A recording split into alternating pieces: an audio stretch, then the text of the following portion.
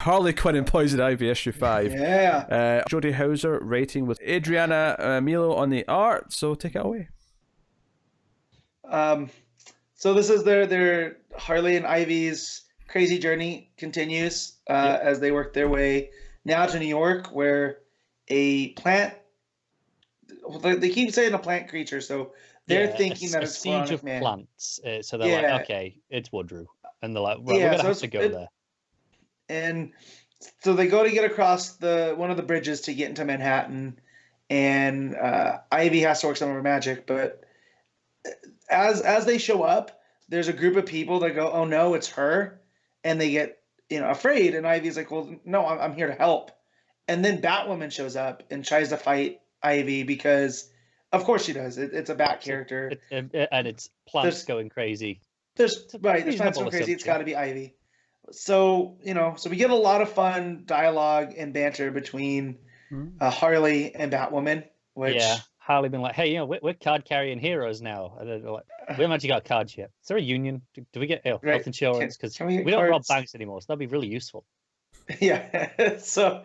And just the way that Hauser writes Kate, I felt it was a little off. I felt like she was just writing female Bruce, but it's still when it goes off at the end, there is some of that sardonicness I to think Kate. when she's getting a bit more sarcastic and a little bit more jokey, it feels more true. It feels more like her, yeah.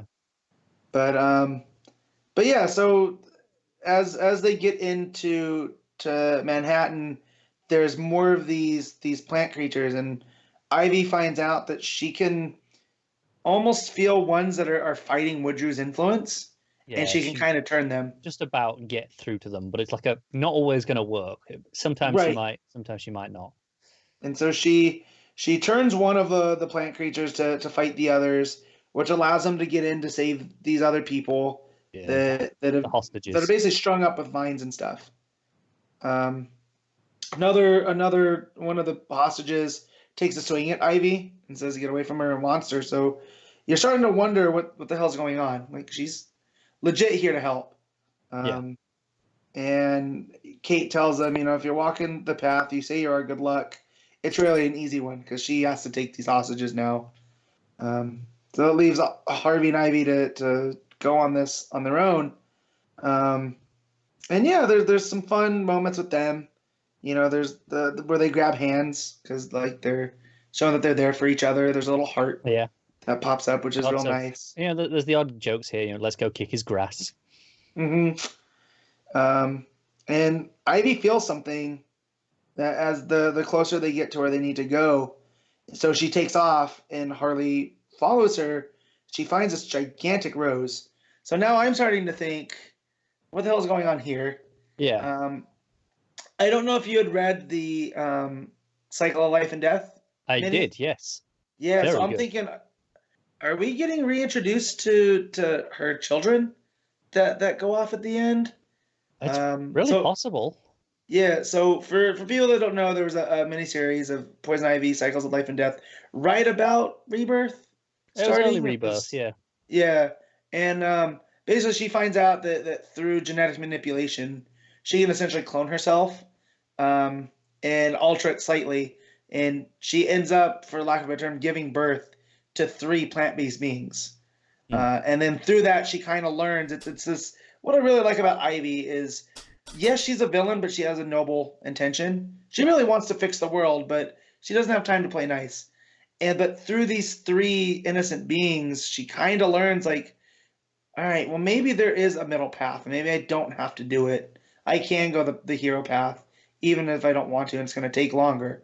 So I'm thinking, are we getting back? Like, did something happen to one of these 3 kids? It's possible. My other theory was whenever she was regrown from the green. Yeah.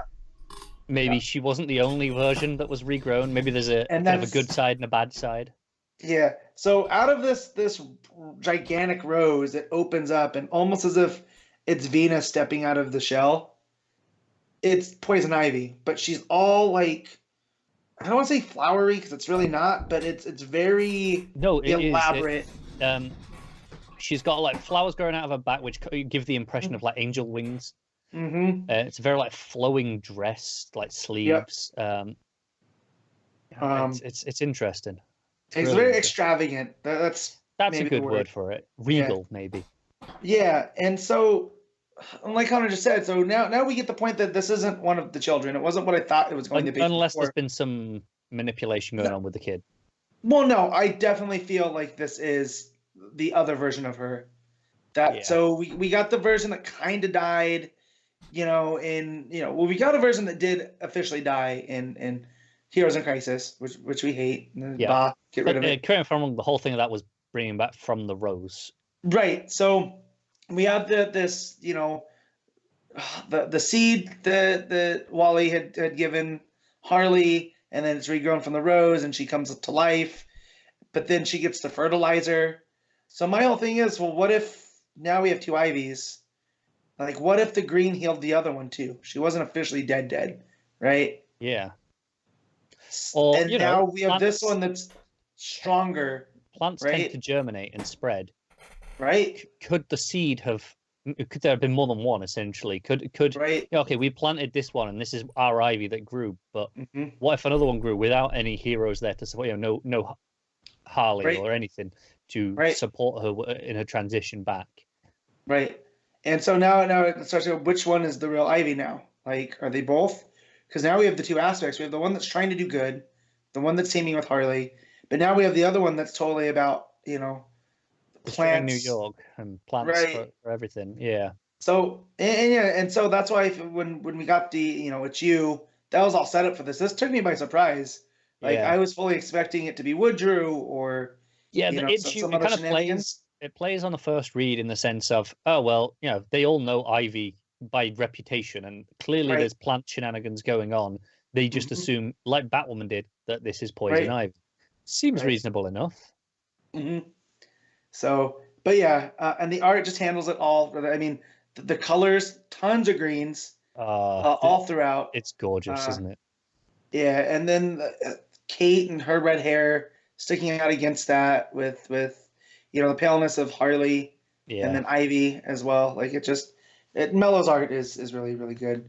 And ever since, almost getting away from that almost cheesecakey style too. Like I appreciate. Yeah, there's like none of that in this issue. No. Even when this, I'll call her, second Ivy or true Ivy, whatever this is, even when she's revealed, it's very elegant and regal, like Connor was saying. So pretty modest.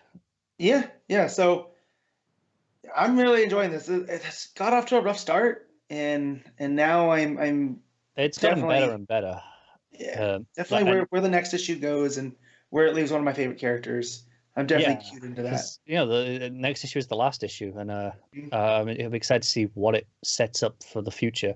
But also, I hope it's still, doesn't lose sense of its humor as it goes into just being plot for the ending. Because like one of my favorite jokes of the book is in this issue where they've got to go into New York and they've got to get in there, and it's like, well, we should hit this tomorrow. So we hit Central Park at night when the plants don't have the sun to back them up. And I was just like, that's not how plants work, Harley. Yeah.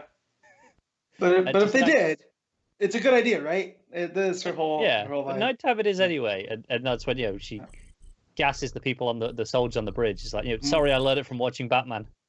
Yeah. Well, and then there's also the payoff with Kate, where she tells Harley she'll send her a brochure about the Union. Yeah. And she goes, wait, about the sense of humor? Who'd have thunk it? Unless she was. And then Ivy drags her off. She was joking. She was joking. Just come on. Yeah. Yeah. So, and then like bits like when Kate's like, sometimes you got to jump on the grenade, in terms of diving into the situation to save the hostages, even though they know it's a trap. And Harley's like, told you we should have brought grenades. Yeah. So Hauser definitely has a good voice for these characters. And now even when the true Ivy shows up at the end, it feels like traditional.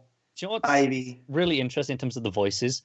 This is possibly the first time I've really ever read Harley Quinn in Margot Robbie's voice. Well, yeah, I haven't read much Harley, so no, but I've read most of the Connor and Palmiotti stuff. I've read a bunch of stuff before that. And it Well, was that's what I'm saying. I'll take your word for it because I haven't read much Harley. So yeah. But for me, it was always the animated series, well, and Tara Strong's Arkham rendition, which is again just an extension on that. Like there's a bit where she's going, especially if he's done anything to the Shake Shack, and a couple of other lines where I'm like, this completely feels like I can hear this in Margot Robbie's voice in a way that I've never really felt with Harley before. Well, Which I'm taking that's good. Hopefully, good in a sense that it feels consistent and it feels like okay, that's this version of Harley for sure. Right. But it definitely feels like that's okay for me at least.